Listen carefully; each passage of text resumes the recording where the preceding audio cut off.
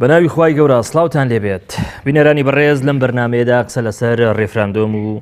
و ئەو ئەگەرانە دەکەین کە لە بەردەم ئەو ڕێفراندۆمەدا هەیە کە ئێستا بۆتە جێگەی قسە و باسی ئەمڕۆی هەرێمی کوردستان بە میوانداریەتی هەریەک لە بەڕێزان دکتۆر فایق گۆڵپی سەرۆکی ئەکادمیای سیاسەتی دیموکراتی و هەروەها مامۆستا عومەر عەلی نووسەر و چاودێر بەخێرهاتن زۆر سپاس. دکتۆری بەڕێزبا لە بەڕێستەوە دەست پێ بکەم هەڵبەت نامەوە قسە لەسەر باخی ئیستفتا و ڕاپرسی بکەم هەمومان دەزانین ڕاپرسی چ باخ و چ گرنگێکی هەیە بەڵام دەمەوێت سەرەتا قسە لەسەر ئەوە بکەم ئەو مستەلزەمات و ئەو پێویستیانە چین کە لەسەر ئاستی ناوەخۆ پێویستە و هەبن ئامادەیان هەبێ بۆ ئەنجامدرانی ڕاپرسی لە هەرێمی کوردستان. دەمەوێت قسە بکەین لەسەر مستەلزەماتە سیاسیەکان نەوەک ئەو مستەلزەماتانەی کە پەیوەندیان بە تەقنی و بە بوارە هونەریەکەوە هەیە. طبعا لەسەر ئاستی ناوەخۆ بۆ چارەسەرکردنی پرسە یان کێشە چارەنووسسازەکان هەموو وڵاتان پەنابەنە بەر ڕیفراندۆم یا ڕاپرسی واتە یعنی ڕێی خەڵک وەرگرن لەسەر مەسەلەیەکی چارەنووسساز. ئێمەش ئەمڕۆ کە ئەو پەیوەندی لەگەڵ عێراقا هەمانە پەیوەندیەکی فیدراڵی بووە دیارە خەڵک بەوە ینی خەڵکی کوردستان بیر لە شتی ئەکاتەوە دەستکەوتی زیاتر ئەکاتەوە مافی زیاتر ئەکاتەوە ئەمە لەلایەکەوە ینی ئەڵێن ڕاپرسیەکەین بۆ دەوڵەتی سەربەخۆ لەلایەکی تریشەوە بۆ خۆمان نەزانین مادەی 140 تا ئێستا جێبەجێ نەکراوە مادەی 140 پیرەتیە لەوەی کە ئەو ناوچانەی کە ئێمە بە کوردستانی دانین و هێشتا لەژێر دەسەڵاتی حکوومەتی عێراقیە ینی ئەڵێن چی بکرێ و چێنێ وڵای ئەمانێ بگەڕێنەوە سەر هەرێمی کوردستان ئەمەش نەکراوە لەبەرەوەی ڕاپرسی بۆ ئەم دوو مەسەلە گرنگە ئەکرێت طبعا ئەمانە بەڕاستی ئەگەر لەسەر ئاستی ناوخۆ لەسەر ئاستی عێراق و لەسەر ئاستی ناوچەکە و جیهان ئەبێ ئیشی بۆ کرابێ بەڵام پرسیارەکەی تۆ لەسەر ئاستی ناوخۆیە چی بۆ کراوە ئەوەی کە هەیە لەسەر ئاستی ناوخۆ نەک هەر شتی بۆ نەکراوە بە پێشەوانەکەوە ینی ئەو ئیشانەی کە کراوە بە حساب بەڕێوەبردننی وڵاتە سیاسەتە چی و چیەوانە ینی هەمووی دژایەتی ناکۆکە لەگەڵ ڕێفراندۆمان چونکە خۆت تۆ بێ کۆمەڵێک یان پێگاتێکی دەسەڵاتدار کۆمەڵێ دەستکەوتی بۆ میلەتەکەی خۆی بەدەستهێنا بێت دەستکەوتی سیاسی ئابووری زانستی کولتوری تا کۆتایی و بیەوێ دەستکەوتی زیاتریانەوە بەدەستبێنێ بەڵام حکوومەت هەرێمی کوردستان لە دوای ڕاپەڕینەوە تا ئێستا خەڵکی ناڕازیە لایەنە سیاسەکانەوانی خۆیان بێژگە لەوانی کرد دەسەڵاتان ناڕازین کۆمەڵی گێرە و کێشە هەیە ینی ئێستا گەر لە ناو خەڵکە ڕاپرسی بکەی بزانین کێشەی سەرەکی خەڵکی کوردستان چییە قەت نەدەوڵەتی سەربەخۆیە نەجێبەجێکردنی مادەی 140 بەڵکو کێشەکانی ئازادی و نانە ینی کێشەیەوەیە کە خەڵک برسیە بەهۆی پاشەکەوتی موچەوە بەهۆی دواکەوتنی موچەوە بەهۆی کەمکردنەوەی موچەوە خەڵک برسی کراوە بەهۆی نەبوونی ئازادی سیاسیەوە کۆمەڵی کێشە دروست بووە ینی شتێکی شکلی با بڵێ فرە حیزبی هەیە دیاردەیەکی شکلیەوە دیاردەیەکی جەوهری نییە پەرلەمانمان مەسانە ئێمە تۆ باسی ئەوەکەی باسی ڕاپرسیەکەین بەڕاستی بە یاسایەکی بۆ دەربچێت ئەم پەرلەمانمان نییە ئەم دوو حیزبە بەهۆی ناکۆکیە حیزبەکانی خۆیانەوە پەرلەمانیان لەبار بردووە دوایەوە بێ کۆمەڵی دامودەستگای سەرخۆیمان دیموکراتی کوردستان پێی وایە بۆ بەڕێوەبرانی ڕێفراندۆم پێویستیمان بە پەرلەمان نییە دوجار مادەم ئەم ڕێفراندۆمە لە ناو شەقام لە ناو گەلەوە هێز و شەرعیەت وەردەگرێت ئەخر نازانی ینی تۆ مادام حکوومەتی خۆت ناو حکوومەت دامودەستگای پەرلەمانی و حکومی و دادوەری و شتەکانی تر هەیە ئەبێوانەیشی خۆیان بکەن لە هەموو دنیا وایە پێشەوەی ڕێفراندۆم بکرێ یان ڕاپرسی بکرێ یاسایەکی بۆ دەرەچێکی یاسادانێ پەرلەمانی یاسادانێ ینی لەبەرەوە یعنی ئەمە لێرەوە کەموکوڕێکی جدی هەیە ئێمە دەستوریشمانیە لەسەر ڕۆشنایی دەستورەکە هەندێک ئیش بکەین هەم دامودەستگای کە هەبێت ئەمە بۆ خۆی یەکێ لە کێشەکانمان کێشەی دووەمان کێشەی سیاسیە سەمەسان حیزبەکان هەمویان بەشداری ناکەن لەم با بڵێن لەم ڕاپرسیە هەموو لەگەڵ نین مەسانەسە بۆ خۆشیانەوە حیزبانی کە لەگەڵ ڕاپرسیەکان دەمێگەڵێن بۆ سەربەخۆیە دەمێڵێن مەرجە سەربەخۆیمان سەربەخۆی یەکسەر جێبەجێ بکەین ڕاپرسیەکە لەولا بۆ سەربەخۆی کوردستان ێستا بۆ بە ئەمڕۆ ئەنجومەنی پارێزگای کەرکووک دانیشتنی کرد و بڕیاری داوە کە ڕاپرسی بکرێ بۆ گەڕانەوەی کەرکووک بۆ سەر هەرێمی کوردستان یانی شتەکان فراوان بووە ینی کۆمەڵێ گێرە و کێشە هەیە زۆر ینی بینەکە ڕوون نییە چۆن یەکەن کەیکەنبووتە بەڕێزت بۆچی دەگەڕێنیەوە لە وەکو خۆشت گوتت ڕوونیە تا ئێستا ئێمە ئەم ڕاپرسیە بۆچی دەکەین ئەمە هۆکارەکەی بۆچی دەگەڕێنیەوە ئەخر خۆشیان ینی ئەمران ڕۆشنی ئەوەیە لەوانەیە ئەم ڕاپرسیە وەکو استراتیجێکی نەتەوەی نەبێت بۆ سەربەخۆی کوردستان یا بۆ گێڕانەوەی کەرکووک و ناوچە دابڕاوەکانی کە بۆ سەر هەرێمی کوردستان لەوانەیە بۆ دەستکەوتی حیزبی بێ شتێکی کاتی بێ بە تایبەتی بەرەو هەڵبژاردنەوەوانەیە چین مەسەلەی سۆزی نەتەوەی بەکاربێنن بۆ ڕاکێشانی جەماوەر بۆی لە کاتی هەڵبژاردان دەنگیان بۆ بدەن و دوای هەڵبژاردنەکە سەری بنێنەوە تا کاتێکی زۆر چاکە مامۆستای بەڕێز ئەوەی کە خەڵک ناڕازیە لەو ئەزمون و لەو شێوازی بەڕێوەبرانەی کە لە ماوەی 20 ساڵەی دەسەڵاتی کوردی بینیوانە بای ئەوەندەیە کە ڕێفراندومێک ڕەت بکەنەوە مامەڵەی لەگەڵدا نەکەن کە 2000 دەیانگەێنێ بەسەر بەخۆی نا ئەگەر ئێمە لە سەرەتاوە سەیری ئەم مەسەلەی ڕیفراندۆمە بکەین لەوانەیە بڵێم پێش ئەوەی تۆ ڕیفراندۆمیش بکەی ئەنجامەکەی ئاشکرا و دیارە یعنی پێم وایە هیچ پارتێکی سیاسی لە هەرێمی کوردستان و هیچ تاکێک لە جەماوەری خەڵکی کوردستان هەرگیز دژایەتی ئەوەی نەکردووە کە کوردستان بەرەو سەربەخۆیی بڕوە و بڕیاری مافی چارەی خۆنووسینی بدات و کوردیش وەکو هەموو گەل و هەموو نەتەوەکانی تر خاوەنی دەوڵەتی سەربەخۆی کوردی خۆی بێت لەبەرەوە ئێمە ئەو ڕیفراندۆمە لە ساڵی 2005 لەگەڵ هەڵبژاردننی ساڵی 2005 ئەنجام درا یعنی کە ئەنجام درا لە نزیکەی لە ساڵدا 90 دەنگەکانی بەدەستێناوە لەبەرەوە ئێمە ریفراندۆممان کردووە و خەڵکی کوردستان بە ئاشکرایی دیارە کە هەمووی داوای سەربەخۆی و دابینکردنی مافی چارەی خۆنووسینی خۆیەکە لەبەرەوە ئەم ریفراندۆمە کە لەم کاتەیە ئەنجامەدرێ خۆی لە جەوهەردا شتێکی زۆر چاکە شتێکی زۆر ئیجابیە و یەکێکە لەو ئامانجانی کە هەموو پارتە سیاسەکانی هەرێمی کوردستان خەباتی بۆکە لە ڕاستیە بەڵام ئەو پرسیارەی کە لەسەری دروستە بێ ئەوەیە ئایا ریفراندۆم بەم شێوەی کە ئێستا هەیە و هەنگاونان بەرەو سەربەخۆیی دروستکردنی دەوڵەتی کوردی کە بەم هەنگاوانەی ئێستا پیای تێبەر دەبین ئایا بەم شێوازە ئەگاتە ئەو ئامانجەی کە دیاری کراوە و بەدەست بێ لێرەدا یعنی ئێمە پرسیارەکە لەسەر ئەوەیە کە ئەم مەسەلەیە ئەبێ بابەتێکی استراتیژی بێ لە ئامانجەکانی هەموو پارتە سیاسیەکانی هەرێمی کوردستان خەڵکی هەرێمی کوردستان هەروەها ڕێکخراوە مەدەنیەکان و میدیای کوردی و ئەکادیمیەکانی خەڵکی کوردستان لەبەرەوە ئەبێ ئەمە پرۆژەیەکی استراتیژی بێ کە پێشوەختە بنیاد درابێ و کاری لەسەر کرابێ و گەڵاڵە کرابێ و بە بەرچاو ڕۆشنیەوە هەنگایی بۆ هەڵگری یعنی ئێستا ئەبێ ئەمە پرۆژەیەک بێ ئەم پرۆژەیە لە میدیاوە بخوێندرێتەوە و خەڵکی هەرێمەکە هەمویان ڕازی بن بەم پرۆژەیە و پارتە سیاسیەکان هەمویان ڕەزامەندیان لەسەر دەربڕی بێ و هەنگایی بۆ هەڵبگرن لەبەرەوە ئەمە هەرچەند کارێکی دواکەوتووە شتێکی دواکەوتۆ بۆ چونکە کۆمەڵی قۆناخە بۆ ینی لە دوای ساڵی 2023 لە دوای ڕوخانی ڕژێمەوە ئەبوایە ئەم پارتە سیاسیە بەتایبەتی پارتە سیاسیە دەسەڵاتدارەکان ئەبوویە بە شێوازی تەکتیکی و استراتیژی بۆ گەیشتن بەم ئامانجە گەورەیە کە بنیادنانی دەوڵەتی کوردی و دەوڵەتی سەربەخۆی کوردیە پلانیان هەبووە بۆی قۆناغ بە قۆناغ بگەیشتنایە بەم ئامانجەی کە ئێستا دیاریەکەن بەڵام تۆ لە پڕ دیاریکردنی ئەم ئامانجانە و کەوتن بەسەریا و دانی بڕیارێکی سیاسی بەبێ ئاگاداری خەڵک بەبێ ئاگاداری پارتە سیاسیەکان لەوانەیە بڵێم ئەمە جێگەی سەرسوڕمان و جێگەی پرسیارە بۆ ئێستا یعنی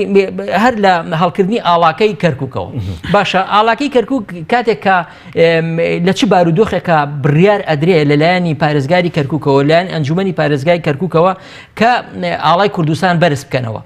پارتە سیاسیەکان ئاگایان لێ نییە جەماوەر و خەڵک ئاگای لێ نییە میدیا ئاگای لێ نییە و ئەکادیمیا و ڕێکخراوەکانی کۆمەڵگەی مەدەنی ئاگادارن لە ماوەی شەو ڕۆژێکە لە 24 ساعتە بڕیارێک دەدەن ئاڵای کوردستان لەسەر هەموو دامەزراوەکان و هەموو فەرمانکانی کەرکووک هەڵبکرێ باشە ئەمە خۆی لە ڕاستیە شتێکی باشە شتێکی ئیجابیەوە خەڵکی بڕواناکەم هیچ تاکێک هیچ پارتی سیاسی دیژی ئەمە بوەستێتەوە بەڵام ئەمە پێویستی بە پلان هەیە پێویستی بە ڕاوێژکاری هەیە پێویستی بە ئەزمون سەلماندوویەتی دکتۆری مامۆستای ئەزمون سەلماندوویەتی قسە و پلان و ئەوەی کە بین شت دیراسی بکەین لە نێوان حیزبە کوردیەکان بە نەتیجە نامانگەیەنێ بە هیچ و دەشێت دەگوترێ ئەو کار و ئەو کاردانەوانەی کە لە پڕۆ لە ناکاو هاتوونەتە پێش زۆرتر بەرهەمدار بوون و پرسەکانیان کردووە بە ئەمری واقع بە نمونە بابەتی هەڵکردنی ئاڵە لە کەرکووک کە لە ناکاو هاتە پێش ئەگەر ئەم ئیستیفتایش بەم شێوەیە بەم نەمەتە بڕوا بەڕێوە ئەنجام بدرێ چی بەڵێ ڕاستەکەی بەڵێ ئێستا تۆ ئاڵات هەڵکردووە بەڵام لە دواییە ئەو کاردانەوەی لەسەری دروست دەبێ ئەو کاردانەوەی لەلایەن عێراقەوە لەسەری دروست دەبێ لەلایەن وڵاتانی هەرێماتیەوە لەسەری دروست دەبێ ئێستا ئەو لێدوانانەی بۆ نمونە لەلایەن تورکیاوە لەسەر ئەم مەسەلەیە دروست بووە یعنی دوایی ئایا تۆ ئەتوانی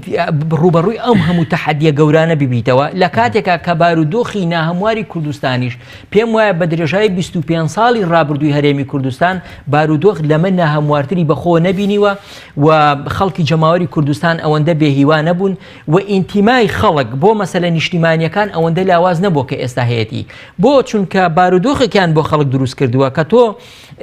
وای لە خەڵکی کوردستان کردووە کە دڵسارد بێ و دڵی بەم جۆرە دروشمانە خۆش نەبێ بۆچی چونکە ئەمانە وکوتم پێویستی بە دامەزراوی نیشتیمانی هەیە ئەم کێشانە کێشەی نیشتیمانی و نەتەوەی گەورن لەبەرەوە ئەبێ هەموو خەڵک بەشدار بن هەموو خەڵک پشتیوانی لێ بکەن و هەموو پارتە سیاسیەکان لە دوایەوە بن هەمویان هەنگایی بۆ هەڵبگرن ینی ئەمە جیابێ لەو ململانە سیاسی کە بۆ نمونە لە گەمەی دیموکراسیا هەیە یان سەردەسەڵات هەیە یان لەسەر هەڵبژاردنەکان هەیە ئەمە مەسەلەیەکی استراتیژیە کە ئەبێ هەموو خەڵک لەسەری کۆک بێ و هەموو خەڵک پشتیوانی لێ بکە لەبەر ئەوە ئەمە پێویستی بەوە چییە پێویستی بەوە هەیە کە لەم ڕێگەی تایبەتی و یاسایی و قانونیانەی خۆیەوە هەنگایی بۆ هەڵبگری نەک ئەوەی پارتێکی سیاسی بیکا بە مزایدەی سیاسی و کۆمەڵی قەیران ئێستا کە بەدەستیەوە ئەناڵێنی لە هەرێمی کوردستانە بێوێ ئەم قەیرانە بەم ڕێگەیە پەردەپۆشکا و بەم ڕێگەیە قەیرانەکان لەبیر خەڵک بەرێت زۆر باشە دکتۆری بەڕێز دەگوتری ئەوانەی قسە لەسەر ئەوە دەکەن کە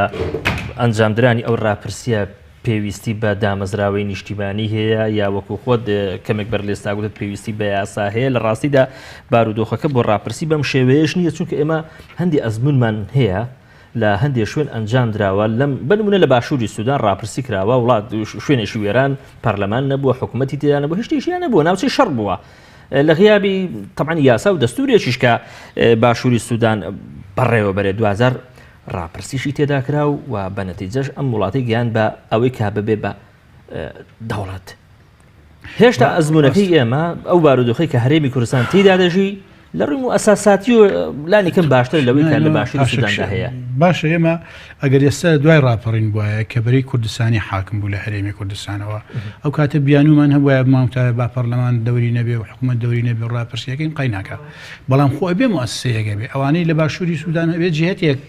مەرجعێک بڕیارێکی داوێ بۆ ڕاپرسی ڕاستەوان پەرلەمانی نەبوو لەو کاتە مەرجعێک باشە ئێستا کێم بۆ دانی کوێ حکوومەتە سەرۆکایەتی ئەنجومەنی وەزیرانە دەستگای با بڵێن دام و دەستگاکانی دادوەریە شوێنێکی کەیە کوێم بۆ دابنی کۆمەڵی قساکەن یعنی کۆمەڵی ئەوانش لەسەر یە قسە کۆگنین هەندێکیان ئەڵێن حکوومەتە هەندێکیان ئەڵێن کۆمسیۆنی هەڵبژاردنە هەندێکیان ئەڵێن شتێک دیاری ناکەن لەو ینی من یاسایەکمەوێ ینی ئێستا ئێمە لەو مەرحەلەیانی مەرحەلەی جنوبی سوودانمان تێپەڕ کردووە بەڵام خەریکە ئەگەڕێنەوە دواوە بۆ جنوبی سوودان یعنی لەبەرەوە ئەمە کەموکوڕێکی جدیە کەموکوڕی دووەمی تۆ باسی عاملە کوردستانیەکانە لێکردم ئێمە کێشەیەکی کەمان هەیە ئەو کێشەیەش زۆر مێمە لە مێژوودا زۆر زەربێ لێداوین کێشەکە ئەوەیە ئێمە لە کوردستانە پێگاتەی تری نەتەوەییمان لەگەڵاش ئاشوریمان لەگەڵایە تورکمانمان لەگەڵایە نەتەوەی ترمان لەگەڵایە یعنی ئێمە نەگەر حساب بۆ هەموو حیزبەکان و بۆ خەڵک نەکراوە حساب بۆ ئەوانیش نەکراوە باشە تۆ سبێنێ ڕیفراندۆمەکەی بەرەو سەر بخۆی خۆی بێت لەگەڵ ئەم پێگاتە غێرە کوردانە دابنیشی قسەیان لەگەڵا بکەی بڵێ بە گوێرەی ئەم بە تایبەتی لە شوێنێکی وە کەرکووکە زۆر زۆرە مەسان ئێمە هیچیان نەکردووە ڕژنووسی دەستوری هەرێمی کوردستانەیە یەک بەندیتیایە تا ئێستا هیچ کەسێک لە حیزبەکان هیچ لایەنێک هیچ کەسێکی سیاسیش باسی ناکە ئەڵێ پێگەێنانی هەرێمێک لە سنووری هەرێمی کوردستانە وەکو بڵێ مەمنوعە یا ڕێگە پێ نەدراوە باشە ئێمە چۆن تەعامل لەگەڵ تورکمانەکان بکەین چۆن تەعامل لەگەڵ ئاسووریەکان بکەین کەوان ێستا یانێ محافظەیەکیانێ بێ لە دەشتی نینەوە و ئێمە لە بەڵێ یەزیدیەکان بە هەمان شێوە ینی ئەمەش مەسلەیەکی زۆر زۆر گرنگە مەسەن ئێستا دژمنی سەرەکی عەلەمی کوردستان لە کەرکووکە دژمنی سەرەکی گەڕانەوەی کەرکووک بۆ سەر سنووری هەرێمی کوردستان تورکمانەکانن باشە بۆ تورکمانەکان بکەونە بەرەی لە کاتێکدا هێزێکی گەورەی ئەم هەرێمی کوردستانە ئیدعای ئەوە دەکات کە تورکیا ئێمە واز لە تورکیاش بینین تعامل کە لەگەڵ دەوڵەتی کوردی بڵێ مەسەلەن ئێمە تورکمانەکان کاتی خۆی وەکو ئێمە چەساونەتەوە لە ڕووی نەتەوەیەوە لە ڕووی مەزەبیەوە لە ڕووی کولتوریەوە لە مەرحەلەیەکە لەگەڵمان نابوون کاکە من پێشمەرگە بووم لەگەڵ تورکمانێک پێشمەرگەی تورکمانمان هەبووە لە شاخ خوانی چەساونەتەوە و لەگەڵ ئێمە بوون لە زۆر مواقفە باشە ئێمە چی ئەکرد ئەگەر لەسەر مەسەلەی هەڵکردنی ئاڵا لەگەڵ تورکمانەکانە قسەمان بکردایە جۆرە ڕێکەوتنێک هەبوایە دوایەوە کەرکووک شارێکی کوردستانیە بەڵام فرەپێگاتەیە یعنی تۆ تەنیا بەو عەلەمی کوردستانی کە خۆمان هەمان ئەمەی کووردە خۆمان زین بەڵامی ئاشووری نییە هی تورکمان نییە یا ئێمە ئەبێ عەلەمێک دابنین کە تعبیر لە شتێکی ئەوانیش بکە بەشێکی کولتور و مێژوو و سەقافەتی ئەوانیشی تیابێ یا ئەبێ ئەوانیش خاوەنی عەلەمی خۆیان بن بۆی لەگەڵمان نابن چونکە سبەینێ تۆ ئەگەر تورکمان لەگەڵان نەبوو ئەمە جارێ پێگاتەیەکن ئەیان چەوسێنیتەوە ئەوانیش ڕەتفعلیان هەبێ ئاشووریەکان مەسیحین ئەگەر لەگەڵتان نەبوون دژایەتی دەکەن ئێمە لە جەنگی جیهانی یەکەمان زۆر زەربەمان بەرکۆی لەبەروی دژی ئەوە بووین کە ئاشووریەکان شوێنێکی جێگەیەکیان هەبێت لە کوردستانە لەلایەن بەریتانیاوە تەبەنی کرا کورد هەموو دژی بوو بە ئەوانەی کە لە حکوومەتی عێراقا بوون و ئەوانەشی لە شۆڕشی شێخ مەحموودا و بەرزانیەکانیش تا کۆتایی ئەمانە هەموو زەربیان لێداوی لەبەرەوە ئەم جارە ئەگەر ئێمە لەسەر ئاستی کوردستان لە نێوان حیزبە سیاسیەکانە لە نێوان دام و دەستگا ڕسمیەکانی خۆمانەوە لەگەڵ پێگاتنەتەوەیەکانی کە ئیشێکی جددی دیموکراتیانە بۆ مەسلەی ڕێفراندۆم و سربەخۆیی نەکەین وڵای ئەو سربەخۆیە نەبێ باشە چووکە لە وەزعمان لە ئێستا خراپتر بێ کاکە خۆ دەوڵەت هەموو کێشەکانە بۆ چارەسەر ناکە ئیسرائیل 50 ساڵە دەوڵەتی هەیە 50 ڕۆژ لەسەر یەک ئاشتی بەخۆیەوە نەبینیوە ئەو تا عەرەب نزیکەی تا 25 دەوڵەتیان هەیە بەردەوام لە کێشان ئەمە هەموو کێشەکان چارەسەر ناکە یعنی ئەمان بێن هەچی کەم و کوڕی خۆیان هەیە هەمووی بڵێن وڵا کێشەکانمان هەموو چارەسەرەکرێ ئەگەر دەوڵەتی نەتەوەیمانە بێ بە قەنەعەتی من ئەگەر بەم عەقڵیەتەوە بەم هەڵسوکەوتەوە بەم بیرکردنەوەیە هەوڵی دەوڵەتی نەتەوەیی بن ئێمە کێشەکانمان زیاتر بێ لەوانەیە لە ڕووی ڕۆحیەوە ئێمەش پێمان خۆش بێ هەز بە کەمینە کە میلەتی کوردیش دەوڵەتێکی هەیە نێونەرایەتیمان هەیە بێ لە دەرەوە لە نەتەوە یەگرتوەکان لە شوێنەکانی کە ئەمە خۆشە دکتۆر مرتاحبین بەڵام لە ناوخۆ کێشەمان زۆر قسەیەکێ لەسەر ئەوەی کە ئەوانەی حماسەتی زۆریان نییە بۆ ئەو قسە و باسانێکی ئێستا لەسەر ڕاپرسی لە هەرێمی کوردستان دەکرێت پەیوەندی بە پارتی دیموکراتی کوردستان هەیە بەو اعتیباری کە پارتی خاوەنی پرۆژەکەیە لە ڕقی پارتی دژایەتی ڕێفراندۆمەکە دەکەن ئەم قسەیە تا چەندە ڕاست ناکەم قسەیە ڕاستە چونکە ئێمە کۆمەلگایەکی حیزبین ئێمە هیچمان ئامادە نین واز لە دەستکەوتە حیزبیەکانی خۆمان بێنین لە پێناوی بەرژەوەندی نەتەوەکەمانە پارتی تەبعاً لە پێش هەمووشیانەوە جا یەکێتی و ئەنجا گۆڕان و ئەنجا لایەنەکانی کەش و جا زۆر جار ئەشخاصەکانی خۆشمان لەبەر بەرژەوەندی تایبەتی خۆمان و عەشرەتەکەمان و مەنتیقەکەمانەوەوانە پێ ئەنین بە سەر بەرژەوەندیە نەتەوەیەکانمانە یعنی بەرژەوەندیە تایبەتەکانی خۆمان ئەکەینە با بڵێن لە سەروی بەرژەوەندی نەتەوەدایانین ئەمە زۆر ڕاستە پارتی جارێ ئەمەی کە پارتیەکە بۆ دەستکەوتی حیزبیەکات پارتی بەڵا ینی پارتی حیزبێکی نەتەوەی نییە ینی من قەت بڕام بەوە نییە کە ئەمیش ئەم شتانە کە ئەکات بۆ ئەوەیە بڵێن پارتی ئەوەی کردووە جاو کاتە لەمە و پێش شتی کەمی کردەوەمان لێکە ئەگەر دەوڵەتی نەتەوەیشیە بێ منوانە بڕێتەوە هەمومان تەوەقع دەکەی ئەمە زوڵمێکی گەورەی لە پارتی دیموکراتی کوردستان بۆ نەوەڵا زوڵ نییە با بێ مناقەشیان لەگەڵاکەم زۆر باشە زۆر زۆر چاکە مامۆستای بەڕێز کەمێک قسەمان کرد لەسەر ئەوەی کە لە ئاستەناوە خۆیەکە تا چەندە ئامادەین بۆ ڕاپرسی با کەمێک قسە بکەین لەسەر ئاستەنێ دەوڵەتێکە قسە بکەین لەسەر بارە ئیقلیمیەکە قسە بکەین لەسەر بەغدا ئەمان تا چەند ئامادەن مامەڵە بکەن یا ئیستیعابی هەر جۆرە هەنگاوی بکەن کە سەر بشێش بۆ ڕاپرسی لە هەرێمی کوردستان بەڵێ بڕای کردو بۆ دەرەوە ینی بەڵێ ینی یەکێک لەو خوێندنەوانەی کە لە ڕووی سیاسیەوە ئەتوانی شیکاری بۆ بکەی ئەوەیە کە ئێستا وردە لە شەڕی کۆتایی هاتنی شەڕی داعش نزیگە بینەوە لەبەرەوە کۆتایی هاتنی شەڕی داعش لەوانەیە کۆمەڵە ململانەی سیاسی نوێ لە ناوچەکەیە دروستەکە و لەوانەیە کوردیش کۆمەڵی خەونی خۆی هەیە لەم ڕێگەیەوە لە دوای شەڕی داعش بیاوێ بە ئەنجامی بگەێنێ و ئێستاش ئەو نزیکەی کە ئێستا وڵاتانی ڕۆژئاو و ئەمریکا و هاوپەیمانەکان لە کوردستان هەیەە و ئەو پشتیوانی کە ئێستا لە پێشبەرگەی کوردستانیەکەن لە هەرێمی کوردستانیەکەن پێم وایە ئەمە پاڵنەرێک بێ کە پاڵی ناوە بە بەرپرسانی هەرێمی کوردستانەوە کە دڵخۆش بن بەو پشتیوانی کە ئێستا لە شەڕی داعش لەلایەن هاوپەیمانانەوە لیانەکرێ وهروەها گۆڕانی سیاسەتەکانی ئەمریکا لە ناوچەکەی و لە ڕۆژهەڵاتی ناوەڕاستە و بەتایبەتی دیدو بۆچوونی ترامپ دەربارەی عێراق و دەربارەی تورکیا و دەربارەی ئێران و وڵاتانی هەرێمایەتی ئەم ناوچەی هەرێمی کوردستانە کە هەیە و پێم وایە بەشێک لەوەش بەرپرسانی هەرێمی کوردستان وای لە قەڵەمەدەن کە ئەمە پشتیوانی ئیداری نوێی ئەمریکایە بۆ هەرێمی کوردستان و بۆ ئەو بارودۆخە سیاسی کە لە هەرێمی کوردستانە هەیە و بەتایبەتیش ئەگەر سەیری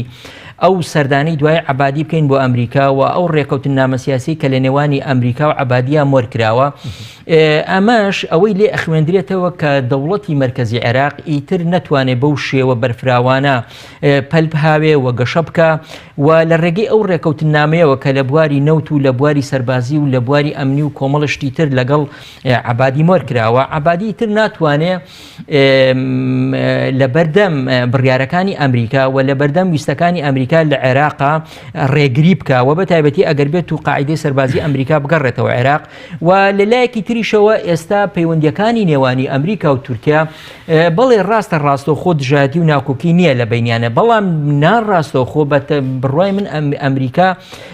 زۆر ڕازی نییە لە ئەو بارودۆخی ئێستا لە تورکیادا هەیە و لەو ئاڵوێستانی تورکیا کە بەرامبەر ڕۆژئاوا و ئەمریکا و کورد و هەندێک بارودۆخی ناوخۆی تورکیا هەیە لەبەرەوە لە ڕێگەیەکی ترەوە ئێستا پشتیوانی ئەمریکا لە پێدا پشتیوانی هەروەها لە هێزە سیاسیەکان و بەرەی دیموکراسی لە سووریا و ملکەج نەکردن بۆ کۆمەڵێک داواکاری تورکیا لەو شەڕێکی ئێستا لە ئارادا هەیە و لە هەمان کاتە گواستنەوەی بنکەی ئینجەرلیک بۆ کوبانێ و ئەو ناوچانە ئەمانە هەمووی پێم وایە مؤشیراتن بۆ ئەوەی کە بارودۆخی سیاسی هەرێمی کوردستان کرانەوەیەکی لە بەردەمایە بەڵام ئایا ئەتوانن بەرپرسانی هەرێمی کوردستان لە بەردەم ئەو کرامەیە لە بەردەم ئەو مامەڵە نێودەوڵەتی نوێیە مامەڵەیەکی ئیجابی بکەن و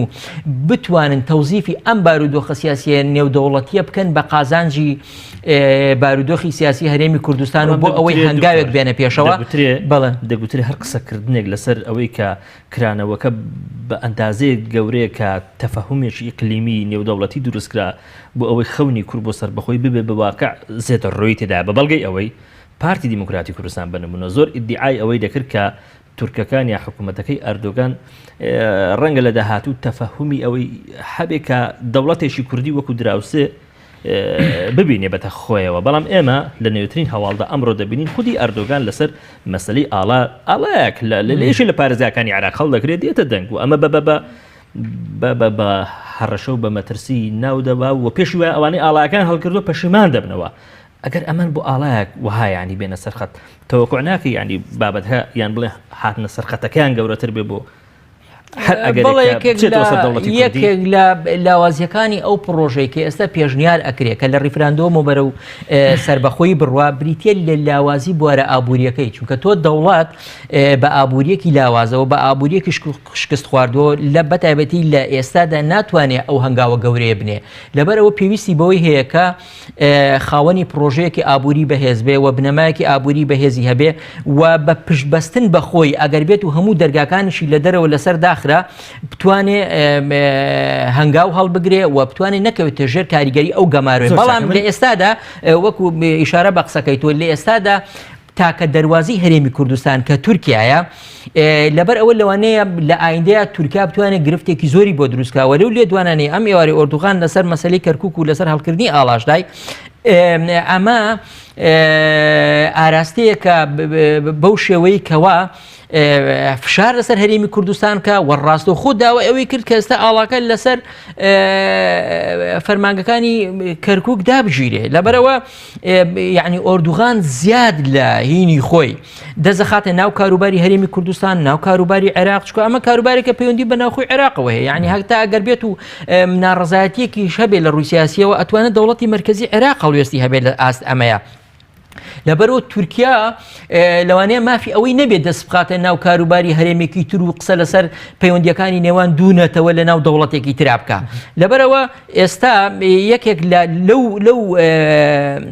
لەمپەڕانی کە لە بەردەمی ئەمەیە دروست دەبێت تورکیایە لەبەرەوە لێرەوە ئەگەینە ئەو ئەنجامەی کە ئەوەندەی ئێستا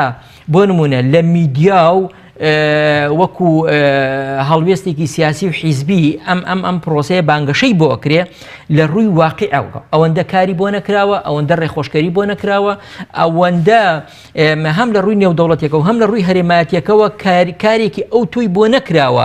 کە کاتێک تۆچووی ئەم هەنگاوت هەڵگرت بتوانی هەنگاوەکە بەرەو سەرکەوتوی و سەربەخۆی زۆر چاکە دکتۆری بەڕێز هەمومان دەزانی کە پارتی دیموکراتی کوردستان وەکو خۆیان دەیڵێن ڕەنگە خەڵک شتی تر بڵێ هاوپەیمانێکی بەهێزی تورکیان بەڵام ئەوەی جێگای پرسیارە هەر ئەم پارتی دیموکراتی کوردستانە ئێستا خاوەنی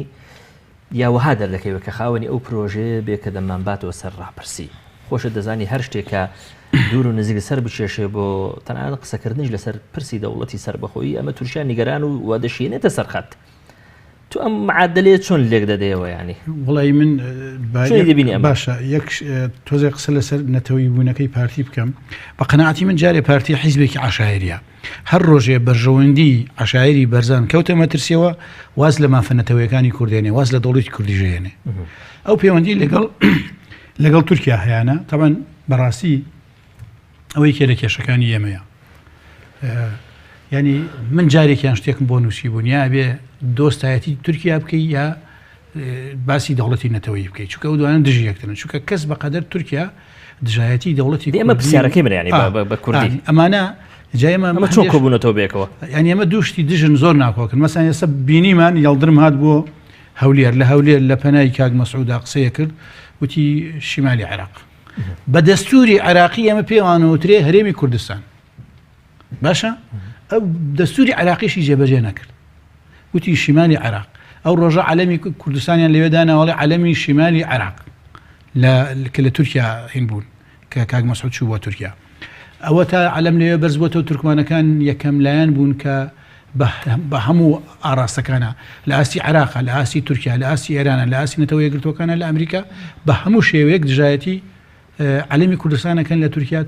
تورکمانەکان کێن خۆ خەڵکی تورکمان نییە ئەمە ئەو حیزبە تورکمانانە کە بەستران بە تورکیاوە ئەو تا تورکیاوا خۆیڵێ لەبەرەوە من بۆیە بڕوام بەم بەوە نییە کە پارتی بەڕاستی حیزبێکی نەتەوەیی بێ ئیش بۆ مافەنەتەوەیەکانی گەلی کورد بکە چونکە گەر ئیشی بۆ ئەو بکردایە باشترین شت بۆ سربەخۆیی کوردستان ڕیفراندۆمە ئەگەر ڕیفراندۆمەکە لەلایەن حکوومەتی عێراق و پەرلەمانی عێراق و قبول کرا کەس ناتوانێت قسە بکە ئەمە خاڵێکی گرنگە خاڵی دووەم کە گرنگە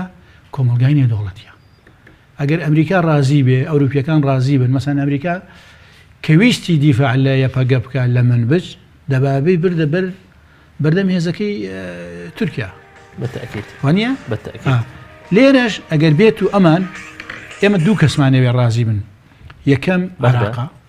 دوم ئەمریکا هیچ ئیشمان بە تورکیانێ با تورکیا قسە بۆ خۆی بکە تورکیا هەموو قسەبان عالەمەڵێ بەعکسەوە ێستا لەوانەیە گەر تورکیا قسەمان پێ بڵێ تعاتفی نێودەوڵەتی بەرامبەرمان زیاتر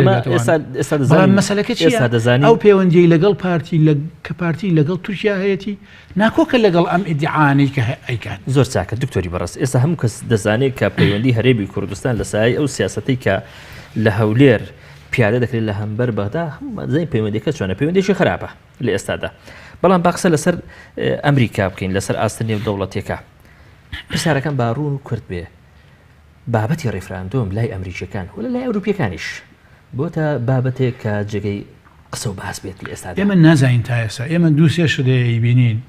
یەکەم زۆربەیان لە هەولێر قۆنسڵیەتیان هەیە دووەمیان بە بەردەوام سەرکردە ئەوروپیەکان و ئەمریکیەکان دێن سەردانی کاک مەسعودەکە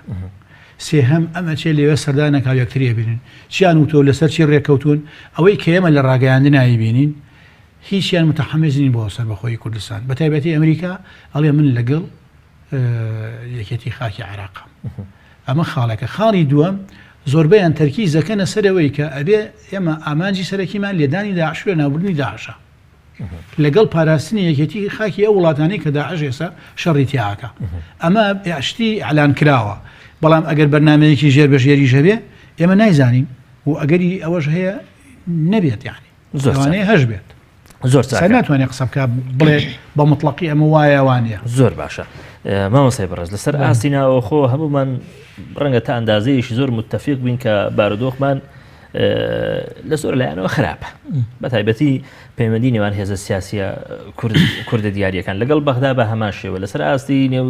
سوزانم یەقلیمی خۆت دەبینی دابەشبوونێشی سیر و ترسناک هەیە لەوەی کە پەیوەندی بە کۆمەڵی نێودەوڵەتیەوە هەیە بە تایبەتی ئەمریکا شتەکان ناڕۆشن و ناڕوونن لەوەها دۆخێکدا بەم هەموو ئاڵۆزیەت و ئەم هەموو حەماسەتی کە پارتی هەیەی بۆ ئیستیفتاح بۆ ڕاپرسی ئەم هەموو حەماسەتە نهێنی ئەم هەموو حەماسەتە بۆچی لێک دەدەیەوە ئەم هەموو حەماسەتە بەچی پاڵپشتە سەرەدی ئەم هەموو پاڵپشتە چییە؟ بەڵە پێم وایە هەر لە دوای ئەو قەیرانەی کە لە 2 ساڵ لەمە پێشەوە دروست کراوە و لە دوای ئەوەی کە پارتی دیموکرات ڕێگری کرد لە گەڕانەوەی سەرۆکی پەرلەمان بۆ هەولێر و پەخستنی پەرلەمان و ناردنەوەی پەرلەمانتاران بۆ ماڵەوە بۆ شێوەی کە بینیمان لە دوای ئەوە پارتی دیموکرات زۆر جەخت لە مەسلەی سربەخۆیی زۆر لە میدیاکانە باز لە ماکە و بەرپرسەکانی زۆر ئەم دۆسیە ئەجوڵێنن بۆچی لە بەرامبەری ئەو قەیرانانەی کە لە هەرێمی کوردستانە دروستیان کردووە نەوێ کۆمەڵێکی شت بپشتی تر ببزوێنن و کۆمەڵی ئامانجی تر باسکەن بۆ پەردەپۆشکردنی ئەو بارودۆخە ناهەمواری کە لە ڕووی ئابووری و لە ڕووی سیاسیەوە لە هەرێمی کوردستانە دروستیان کردووە لەبەرەوە ئەوان جەخت بەردەوام لەسەر ئەوواکەنەوە و بەردەوام نەوێ ئەوە لە بیر خەڵک بەرنەوە کە خەڵکی کوردستان چه قەیرانێکی هەیە و بەدەست چیەوە ئەناڵێنێ چونکە ئەو قەیرانی کە دروست کراوە یعنی قەیرانێکی دروست کراوەوەی هەرێمی کوردستان هەم لە ڕووی سیاسیەکەیەوە هەم لە ڕوو ئابووریەکەیەوە لەبەرەوە ئەو پارتە سیاسیە دەسەڵاتدارانەش کە ئەم قەیرانیان دروست کردووە پێم وان نییە ئەوە هەر بە شێوەیەکی بێبەرنامەی بێ و بەرنمەیان هەیە بۆ خۆیان و ئەزانن بەرەوکوێ ئەڕۆن و بۆچی ئەو بارودۆخەیان دروست کردووە و هەنگاو بەرەوکوێ ئەنێن لەبەرەوە بەردەوام بۆ ئەوەی کە ئەو ئامانج و ئەو دروشمانەی خۆیان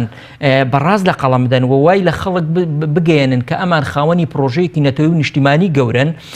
بەردەوام ئەو دۆسیانە ئەجوڵێنن کە خزمەت بە ئەم مەلەفاکە لەبەرەوە سەیرەکەی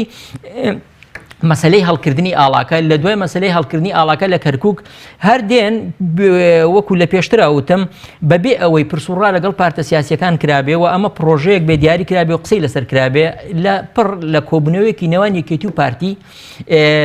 ئیعلانی ئەواکەن کە ئێمە ڕیفراندۆمەکەین و هەردوو پارتە سیاسیەکە بەیەکەوە کۆبوونەوە هەموو ئامادەیەکیان هەیە هەردوو پارتە سیاسیەکە کە هەنگاو بەرە ئۆمە هەڵبگرن و ئەمەش بە پرۆژەیەکی نەتەوەی گەورە لە قەڵەم بدەن و بۆ ئەمەش سەردانی پارتە سیاسیەکانی ترەکەن پارتە سیاسیەکانی چونکە مەسەلەکە پەیوەندی بە مەسەلە نیشتیمانی و نەتەوەیەکانەوە هەیە و ڕیفراندۆم وەکو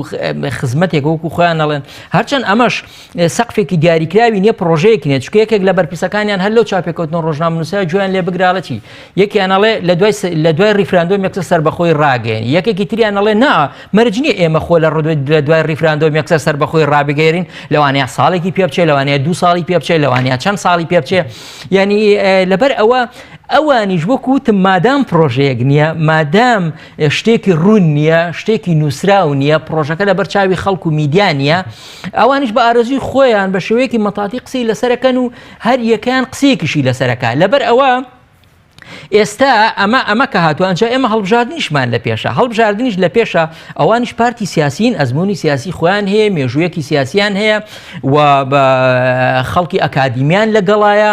لەبەرەوە ئەوان ئەزانن بەرەوکوێ ئەڵێن و چی ئەڵێن و چۆن هەنگاو هەڵەگرن لەبەرەوە ئەگەر بێت و هەڵبژاردن لە مانگی 11 ئەنجام بدرێ بەڵێ ڕاستە ئەم پرۆسەی کە ئێشتا بەم شێوەیە باسیەکەن و ئەم پرۆژەیە کە بۆ خەڵکی کوردستانی ئیعلانەکەن خزمەتێک بە هەڵبژاردنەکانیانەکە و هەتاکو هەڵبژاردن لەبەرەوە ئێمە پێش چەند ساڵ لەمە و پێشەوە خۆ ئەم مەسەلی دۆسی بزواندنی سربەخۆیی و هەنگاونان و هەموو جارە کاک مەسعود دەڵێ ئەم نەورۆزەنا نەورۆزەکەی تری ئیعلانی سربەخۆیی یەکەین و خۆ ئەمە دەمێکە یعنی ئەم دۆسیە باسەکرێ و ئەجوڵێندرێ و بەم شێوەیە دێتە پێشەوە بەڵام لە ئێستادا بۆ نمونە کە تۆ لە ئاڵاکەوە سیر بکە هەتاکو مەسەلەی ڕیفراندۆمەکە ئەبینین ئەو کاردانەوانی کە لەسەری دروست دەبن ئەو هەڵوێستانە کە دروست دەکرێت و ئەو هەڵوێستانی تورکیا و ئێرانیان ڕۆژئاواییەکان کە لەسەری پێکدەن وەکو کاک دکتۆر وتی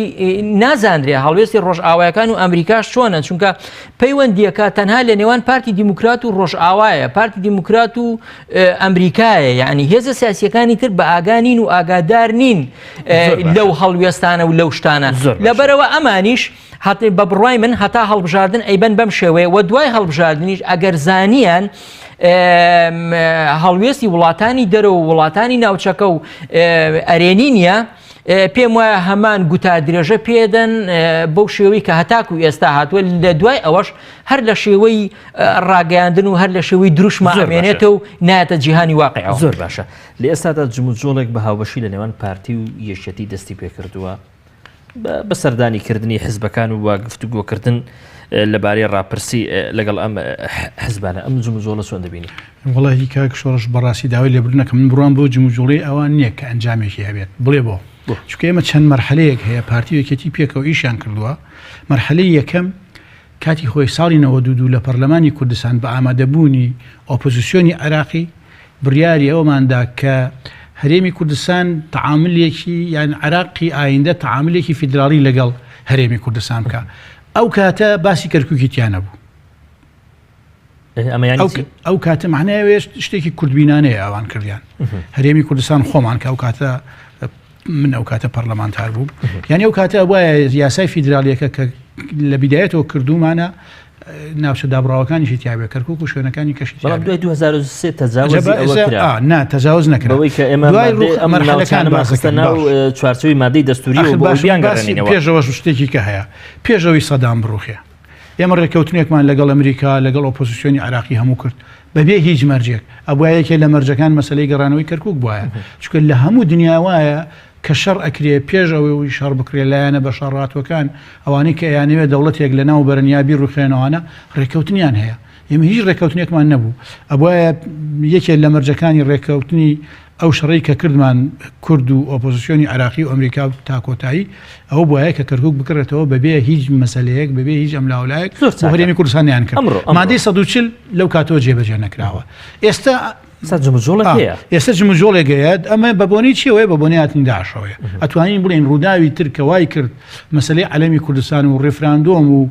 گەڕانەوەی کەرکووک بۆ سەر هەرێمی کوردستان بەهۆی بوونی داعشەوە داعش ئێستا وەختە کاتەکەی خراپ نییە داعش هەیە بەڵام زەعیف بۆ ناتوانێت پەلامارەوە. حکوومەتی عێراقیش مەشغوڵە بە لە ناوبردنی داعشەوە ئێستا لەوانەیە کاتەکە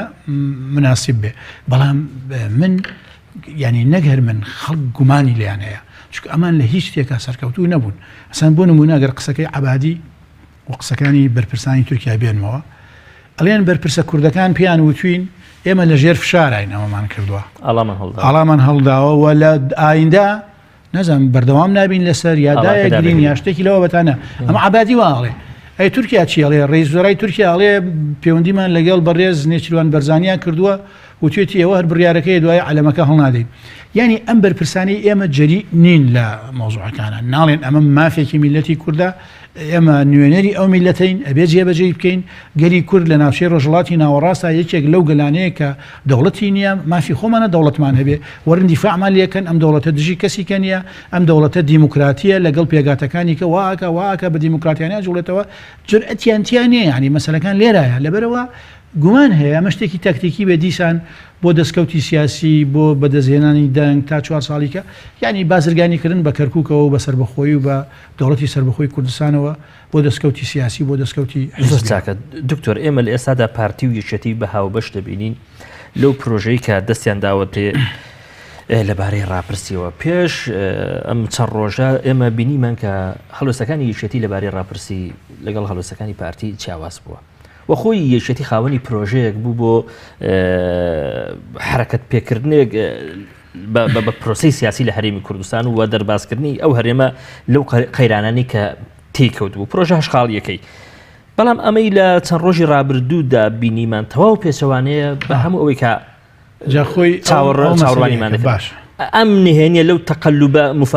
فجأة یعنی هۆکارەکەی بە گوێرەی بە لێکدانەوەی من ئەمەیە پارتی ئەیوە ڕێفراندۆم بۆ سەر بەخۆی یەکێتی ئەوەی ئەیوە گەڕانەوەی ناوچە دابڕاوەکان بۆ سەر هەرێمی کوردستان ئەنجا ڕێفراندۆم ئێستا ئەمەی کە کرا لە کەرکووک عەلەمی کوردستان هەڵکرا و ئەم ڕۆژ بڕیاری ئەنجومەنی پارێزگای کەرکووک درا بۆ گەڕانەوەی کەرکووک بۆ سەر هەرێمی کوردستان ئیستیفتا بکرێ ڕێفرا یەکێتی قەناعەتی وایە سیاسەتەکەی خۆی سەرکەوتووە بۆی کە کەرکووشی بە پاڵپشتی پارتی گەڕاندۆتەوە بۆ نه ئێستا ینی یەکێتی ئەو سیاسەتەی مەسان عەلەمی کوردستان لە کەرکووکا بڵاوکرایەوە یەکێتی بە دەستکەوتی خۆی ئێزانێ و ئێستا ئەم ئیستیفتایی ئەم ڕۆژ کە ئەم بڕیارەی ئەمڕۆ ئەنجومەنی ئەنجومەنی پارێزگای کەرکووک داوێتی کە بە زووترین کات ڕیفراندۆم بکەین بۆی کەرکووک بگەڕێتەوە سەر هەرێمی کوردستان و کەرکووکیش بکەوێتە ناو ڕیفراندۆمەکەەوە معنای ئەوەیە لێرە سیاسەتەکەی هێدی سەرکەوت لە پێی ئەوە دەبێت یەکێتی پشتیوانی لە پرۆژەکەی پارتی بکات بۆ ڕاپرسین. یعنی ئێستا قازێکی سیاسی من ئێستا بە قەنەعاتی خۆم ئێستا لەم مەسەلەیە یەکێتی پێش پارتی کەوتوتەوە. ڕاستە پارتی دەمێکە قساکە بەڵام یەکێتیەوە تا دوو بڕیاریدا یەکەم بەرزکردنەوەی عەلەمی کوردستان لە کەرکووک و پەرلەمانی عراقیش پەشیمان بوویەوە لەو بڕیاری کە داوێتی و حکوومەتی عراقیش هەڵوێستێکی وا دژایەتی عەلەمەکەی نەکرد بەو شێوەیە کە هەیە و لە هەمان کاتە ئەنجومەنی پارێزگای کەرکووکیش بڕیاریدا کە ئیستیفتا بکرێ بۆ گەڕانەوەی کەرکووک بۆ سەر هەرێمی کوردستان کەوابوو لە پێشەوە مادەی 140 با بڵێن جێبەجێ ئەکرێ ئەنج ئیستیفتای سەربەخۆی ئەکرێ کەوابوو سیاسەتەکەی یەکێتی پێش سیاسەتەکەی پارتی ڕەبوونێکی تورکیاش بە نەتیجە ئینکاساتە سلبیەکانی بەسەر پارتی وەیە. بەڵێ هەر ئێستا تورکیا یەکێتیبان کردو بۆی قسەی لەگەڵا بکە بۆ چکە ئێستا ژینی دەسەڵاتداری یەکەم لە کەرکووکە یەکێتیە یەکێتی شتەکانی کردووە. زۆر چاکە مامۆسای بەڕێز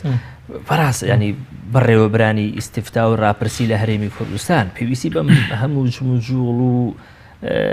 چوزانم قسەکردنە هەیە کە ئێستا ئەم دوو هێزە سەرشێ لە هەرێمی کوردستان لەگەڵ هێزەکانی کە دەستیان داوەتی. بەڵە پێم وایە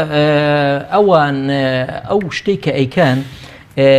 زۆرتر یەکەم جار بە بەرژەوەندیەکی حیزبیە دوجار ئەنجا بە بەرژەوەندیەکی نەتەوەی و نیشتیمانی لەبەرەوە ئەوان کاتێک ئەو هەنگاوانە ئەنێن لە ڕوانگەی بەرژەوەندی حیزبیەکانی خۆیانەوە سەرەتا هەنگاو هەڵەگرن لەبەرەوە ئەزانن چیەکەن و ئەزانن بەرەوکوێ ئەچن لەبەرەوە ئەیانەوێ ئەم گوتاری کە ئێستا ئەوان خاوەنی بیکەن بە گوتارێکی نیشتیمانی و ئەو گوتارە نیشتیمانیش کە چێ سەرپەرشتیەکە لەلایەنی هەردوو پارتە دەسەڵاتدارەکانەوە سەرپەرشتیەکرێن لەبەرەوە ئەوەی ئێستا ئەیانەوێ بیکەن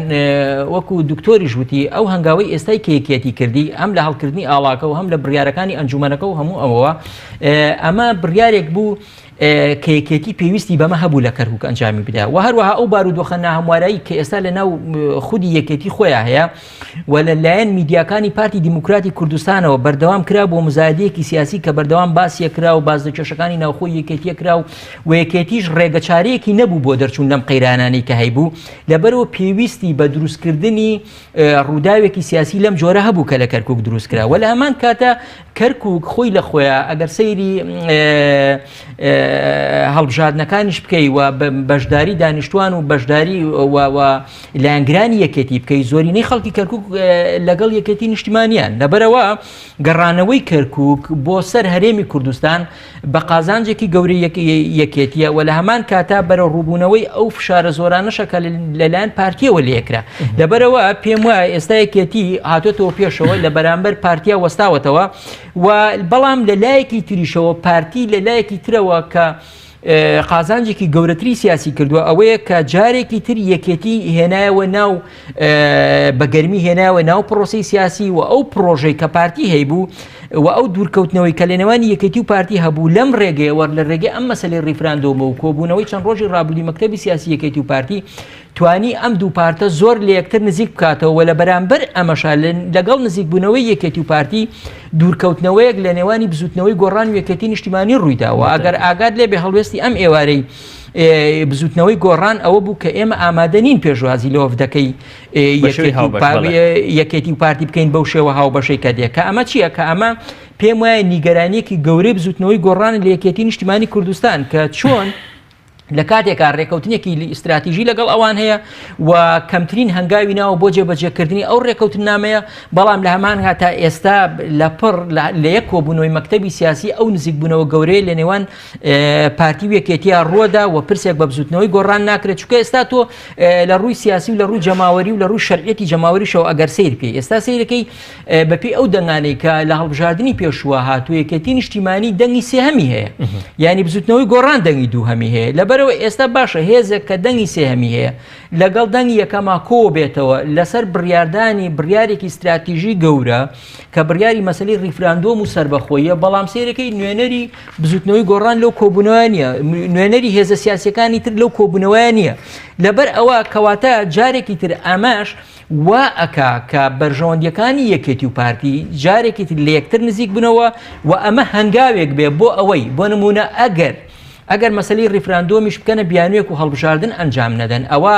بەیەکەوە حکوومەتێکی تر دروست دەکەنەوە و جارێکی تر کە هەموو واریداتی هەرێمی کوردستان و نەوت و هەمووی ئەوەی کە هەیە لە هەرێمی کوردستان جارێکی تر لە بینی خۆیان دابەشەکەن و بە شێوەیەکی پاشکۆیی و پەراوێزی بانگەشەی هێزە سیاسەکانی تریژەکەن بۆ بەشداریکردن لەو حکوومەتەیە و پێم وایە لەبەر ئەوە لە ڕووی سیاسیەوە یەکێتی و پارتی کەڵکێکی زۆریان وەرگرت لەوەی کە جارێکی تر هەمان بە ڕێکەوتنی استراتیژیکە لەنەوان یەکێتی و پارتی هەیە ئەم جاریان بە گوڕێکی تر نوێی بکەنەوە دروستی بکەنەوە بەڵام پێویستی بەچی هەبوو ڕووداوێکی وەک مەسەلەی ریفراندۆم و سەر بەخۆی کێستا زۆر باشە دەگوترێت دوای کەوتنی یان بڵێن ڕزگارکردنی مووسڵ و کەوتنی داعش لە عێراق و کۆتایی پێهاتنی لە سووریا کۆمەڵی هاوچێشەی تازە دێتە پێشەوە بە تایبەتی لەوەی کە پەیوەندی هەیە بە ئیستیحقاقات و دەستکەوت لە ناویشیاندا هەڵبەت هێزە کوردەکان یان ڕوونتێبرنی پارتی یەکێتی لەوانن کە چاوەڕێ دەکەن ینی ببن بە بەشێک لەو ئیستیحقاقاتانی کە هەند تەوەقوع دەکەی کە بابەتی ڕێفراندۆم وەکو کارتێکی فشار ئەنی ئەم دوو هێزە بە تایبەتی پارتی بەکاری بهێن و دوات جاریش لەو هاوچێشە تازەیەدا بیکەن بە قوربانی دەستکەوت و ئیستیحقاقاتە حزبەکانی خۆیان. جارێ من حەزەکەم لەسەر ئەو ئیستیحقاقاتی پارتی یەکێتی قسە بکەم بەڕاستی پارتی یەکێتی استحقاقاتی خۆیان بردو بە زۆرەوە ئەگەر شتێک بێ استحقاقاتی میلەتی کووردە گەلی کووردە ساڵەهای ساڵە بە تایبەتی لە جەنگی جیهانی یەکەمەوە تا ئێستا هەر خەریکی شەڕە خوێنەدا بریندارەدا ماڵی وێرانە بێ ڕاوەنرێ ئەنفالەکرێ کیمیاباران نەکرێ جینۆسای دەکرێ ینی پارتی یەکێتی ئەمەندە ئەوانیش ینی نوێنەری ئەم میلەتە بوون بە نوێنەرێکی باش نەبوون بەرپرسی ئەم میلەتە بوون لەبەرەوە ئەگەر شتێک بێ بۆ میلەتی کووردە